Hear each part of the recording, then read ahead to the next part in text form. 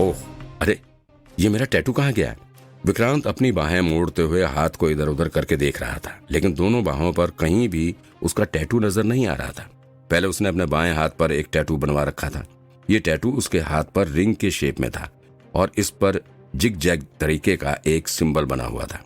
विक्रांत को याद था कि ये टैटू उसने किसी बहुत बड़े आर्टिस्ट से बनवाया था और उसने इस टैटू का मतलब भी उसे बताया था। ये ग्रीक भाषा में फ्लो ऑफ वाटर का सिंबल था, लेकिन अब न जाने कहाँ वो टैटू गायब हो चुका है। विक्रांत को समझ में नहीं आ रहा था कि अचानक से ये टैटू कहाँ गायब हो गया। विक्रांत अपनी नजरें चारों तरफ दौड़ाते हुए इस जगह को समझने की कोशिश कर रहा था। यहाँ एक अजीब सा शोरगुल का माहौल था। ऐसे माहौल में विक्रांत आज तक कभी नहीं रहा था। ऐसा लग रहा था कि ये कोई ऑफिस वगैरह है। यहाँ पर सभी काम में काफी व्यस्त लग रहे थे। यहाँ जो लोग भी नजर आ रहे थे उनके भी चेहरे पर एक अजीब सी परेशानी और हड़बड़ी का भाव दिख रहा था। सभी हैरान होकर इधर उधर भाग रहे थे, लेकिन विक्रांत को कुछ समझ नहीं आ रहा था। उसके लिए ये सब किसी फिल्म की कहानी जैसा लग रहा था। ठीक है, आप सब लोग यहाँ आ जाइए। एक अधेड़ उम्र के शख्स ने सभी को इशारा करते हुए अपने करीब बुलाया। उसकी उम्र तकरीबन 60 साल के करीब थी और इसने भूरे रंग का भारी से जैकेट पहन रखा था। टीम लीडर मंजू आप सबको रेप केस के बारे में डिटेल इन्फॉर्मेशन दे रही हैं। आप लोग ध्यान से सुन लीजिए, क्योंकि आज रात को ही हम यहाँ से मूव करने वाले हैं। उसकी आवाज सुनते ऑफिसर के बीचों बीच भीड़ जमा हो गई। सभी लोग अपना काम छोड़कर यहाँ पर आकर खड़े हो गए। एक आदमी ने ऑफिस के किनारे पर पड़े हुए व्हाइट बोर्ड को सरका कर ऑफिस के बीचों बीच लाकर रख दिया। इस व्हाइट बोर्ड पर कई सारे फोटोज लगे हुए थे, साथ ही इस पर काफी कुछ लिखा भी हुआ था। सब लोग इस व्हाइट बोर्ड के आसपास चेयर लगाकर बैठ गए और बड़े ध्यान से व्हाइट बोर्ड पर अपनी नजरें गड़ा दी। विक्रांत बस मूक दर्शक बनकर इधर उधर के सीन को देख रहा था। वो अपनी कुर्सी पर ही बैठा रहा। उसे अभी भी कुछ समझ नहीं आ रहा था। विक्रांत ने अपने दाहिने कान पर हाथ लगाया। कुछ साल पहले एक गैंगस्टर से लड़ाई करते वक्त उसके कान में गोली लग गई थी, जिससे उसका कान कट गया था। लेकिन हैरत की बात यह है कि अब विक्रांत का कान बिल्कुल सही सलामत है। अब तो हैरत के साथ ही विक्रांत का दिल भी काफी जोर से धड़कने लग गया था। उसे ये सब बड़ा अजीब सा लग रहा था। इस वक्त वो अपना चेहरा देखना चाहता था। विक्रांत अपनी कुर्सी पर बैठे बैठे इधर उधर नजरें दौड़ाते हुए आईने की तलाश करने लग गया। तभी उसकी नजर सामने टेबल पर रखे एक फोटो फ्रेम पर पड़ी।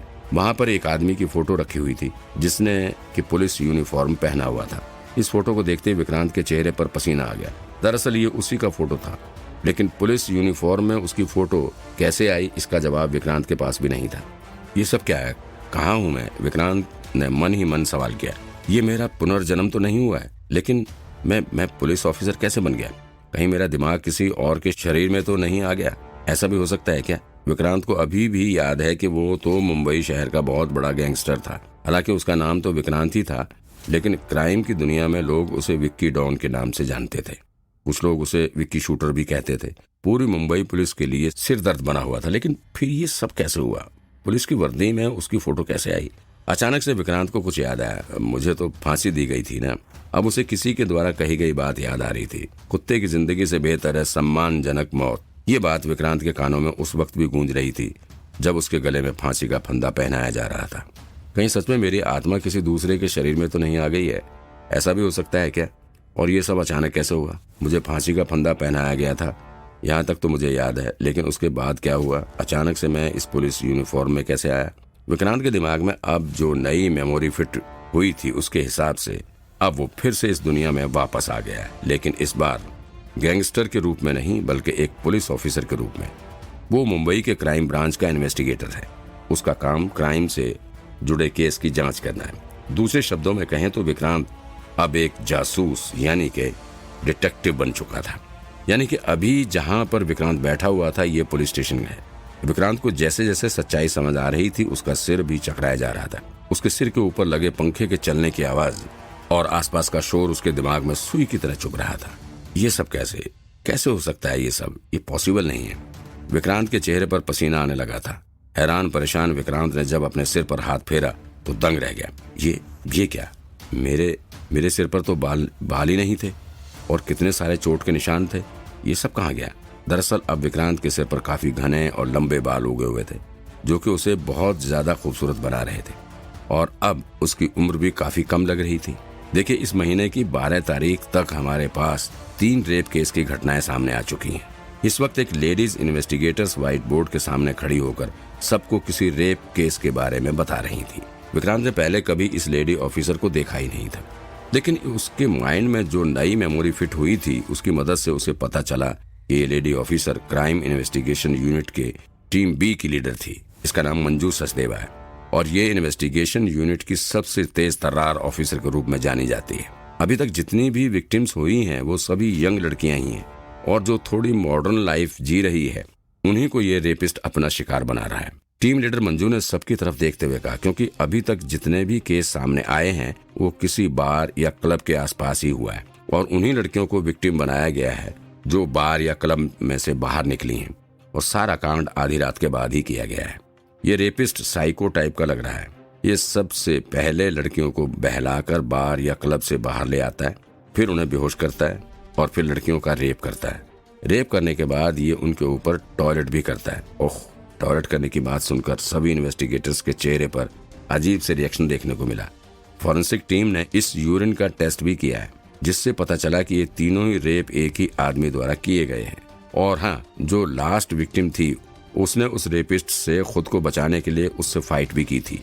रेप करते टाइम उसको होश आ गया हो तो उसके नाखूनों में इस रेपिस्ट का ब्लड सैंपल भी आ गया है। हमने इस ब्लड सैंपल को भी टेस्टिंग के लिए भेज दिया है। टीम लीडर मंजू सचदेवा अभी इस केस के बारे में एक्सप्लेन ही कर रही थी कि उस जैकेट वाले आदमी ने विक्रांत की तरफ देखते हुए कहा, ओ हेलो, तुम इधर क्या कर रहे हो? आज सबको रात भर काम करना है, जाओ जाके सबके लिए कॉफी लेकर आओ। विक्रांत ने उसकी तरफ ध्यान से देखा। ये कोई और नहीं बल्कि टीम का कैप्टन पुष्कर था। दरअसल पुष्कर और विक्रांत ने एक साथ यहाँ पर ड्यूटी स्टार्ट की थी, लेकिन वो शुरू से ही विक्रांत से द्वेष रखता था। हमेशा विक्रांत को नीचे गिराने की कोशिश करता था। पहले वाला विक्रांत काफी सीधा था और वो पुष्कर से डर कर रहता था। कभी भी वो पुष्कर के आगे बोलने की हिम्मत नहीं दिखाता था।